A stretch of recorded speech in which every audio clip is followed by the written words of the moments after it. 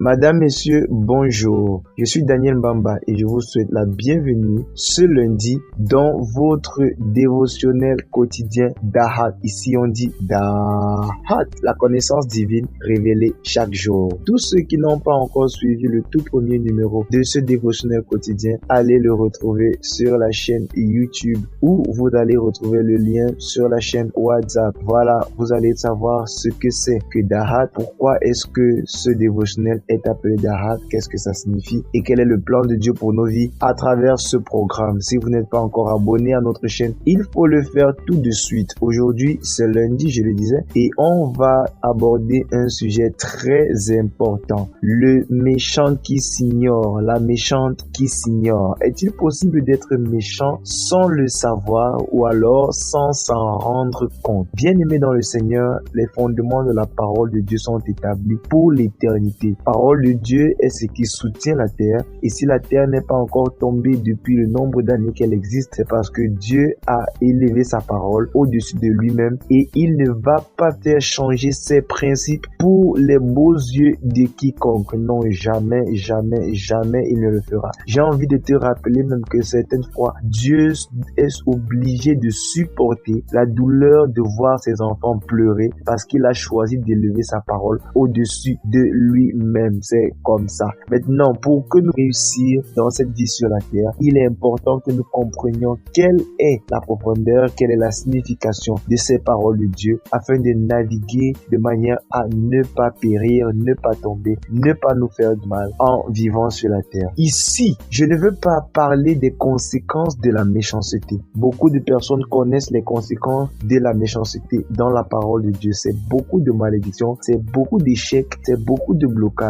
Le méchant, souvent, dans la Bible, tu vois, il monte, il est glorifié, mais la Bible te rassure qu'il va finir par. C'est pas sur cela que je vais m'attarder aujourd'hui. Je vais plutôt m'attarder sur la description, la définition ou l'identification du méchant. L'identification du méchant, voilà, c'est ça le mot. L'identification du méchant. Le méchant pour Dieu, Dieu sait qui est méchant. Dieu peut décrire le méchant. Dieu peut définir en ses propres termes qui est méchant. Mais est-ce que nous, sur la terre, serions capables d'identifier le méchant? Parce que si tu peux identifier le méchant, tu connaîtras le chemin ou la suite de sa vie. Maintenant, je ne cherche pas à identifier les méchants autour de moi. Parce que dans ce dévotionnel, nous cherchons à marcher de manière à plaire à Dieu. Alors, je cherche à savoir, est-ce que je suis méchant sans le savoir? Tu dois te demander, est-ce que tu es méchant sans le savoir? Est-ce que tu es méchant et tu l'ignores? Dans le livre de Psaume, à son chapitre 10, la Bible dit au verset 4, le méchant dit avec arrogance, il ne punit pas. Il n'y a point de Dieu. Voilà toutes ses pensées. Je prends ce verset 4 pour t'aider à faire un diagnostic. C'est très important. Le méchant dit avec arrogance. Regarde dans ton cœur s'il y a de l'arrogance ou pas. Mais vis-à-vis de Dieu, ce serait difficile pour toi de détecter si tu es arrogant ou pas. Mais voici ce qu'il dit, poussé par son arrogance. Et c'est comme ça que tu dois te checker. Il ne punit pas. C'est une phrase indépendante ici, avec un point d'exclamation. Il ne punit pas. Il qui? Dieu. Dans la deuxième phrase, il est écrit, il n'y a point de Dieu.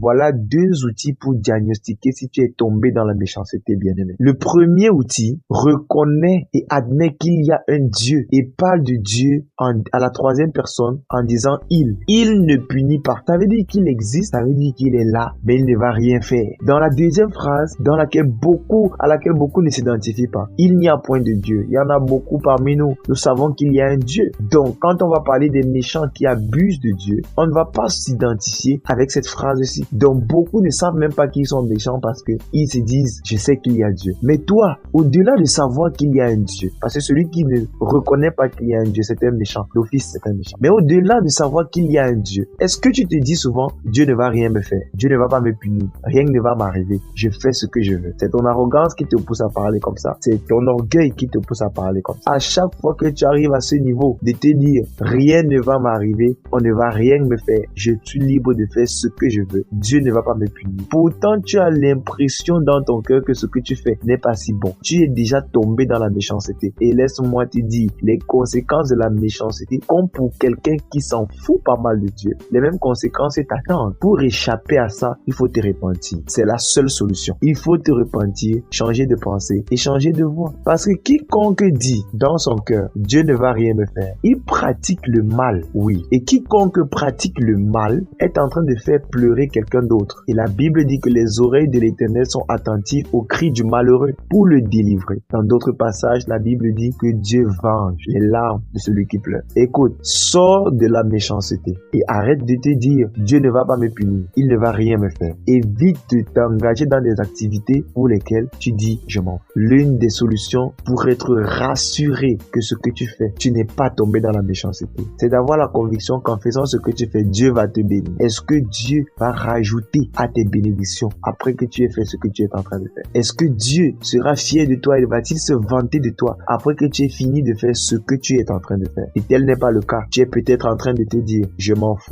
fous, Dieu ne va rien me faire. Je t'invite à examiner tes voies et qu'en cette semaine, la sagesse de Dieu te guide sur un chemin de bonté, un chemin d'humilité devant Dieu, un chemin dans la crainte de Dieu, de manière à être béni dans tout ce que tu entreprends. Toute cette semaine, bien-aimé, marche dans les voies de Dieu et c'est ce que la parole de Dieu recommande. Évite de tomber dans la méchanceté et tous tes projets réussiront et tous tes projets verront le succès au nom précieux de Jésus-Christ. C'était la première partie. On se retrouve tout de suite dans la deuxième partie consacrée à la prière. Que Dieu te bénisse. Voilà, bienvenue dans la deuxième partie de notre dévotionnel quotidien d'Ahat de ce lundi. J'aimerais te donner 2 sujets de prière comme j'ai l'habitude de le faire. Et après, je te bénirai pour la semaine. Et si tu reçois et si tu dis Amen, tes bénédictions vont porter du fruit dans ta vie au nom de Jésus. Le premier sujet de prière, c'est celui-ci. Tu vas dire Seigneur, illumine les yeux de mon cœur afin que je comprenne, afin que je vois sur quel chemin je suis en train de marcher. Aide-moi à éviter les pièges de l'arrogance, les pièges de l'orgueil, les pièges de la méchanceté. Je ne voudrais pas être un méchant qui s'ignore. Ouvre-moi les yeux afin que je comprenne. Ouvre-moi les yeux afin que je vois sur quel chemin je suis en train de marcher. Pour éviter les pièges,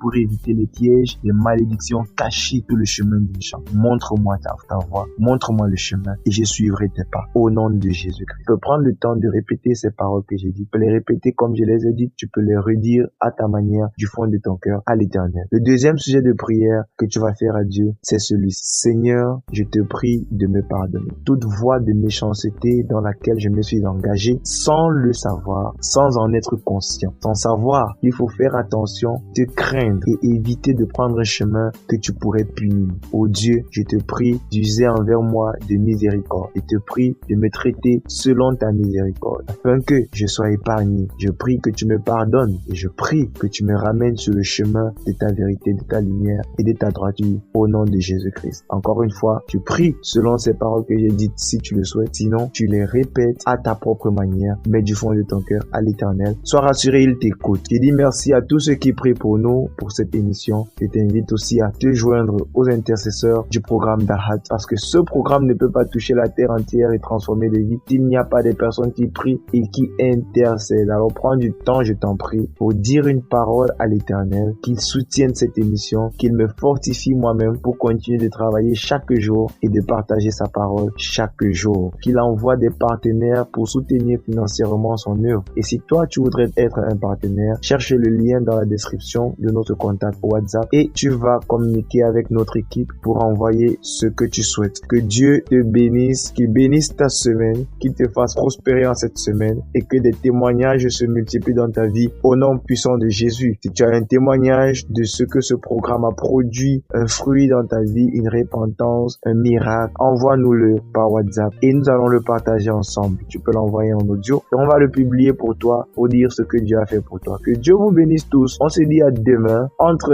4h et 6h. On n'est plus très pointu sur les heures parce que les défis techniques, on ne les a pas encore tous surmontés. Les débuts ne sont pas faciles. Mais on sera là, on va tenir bon et l'Éternel va nous donner de maintenir un certain créneau d'hiver. Que Dieu vous bénisse tous et surtout, shalom. Love you all. Je vous aime tous.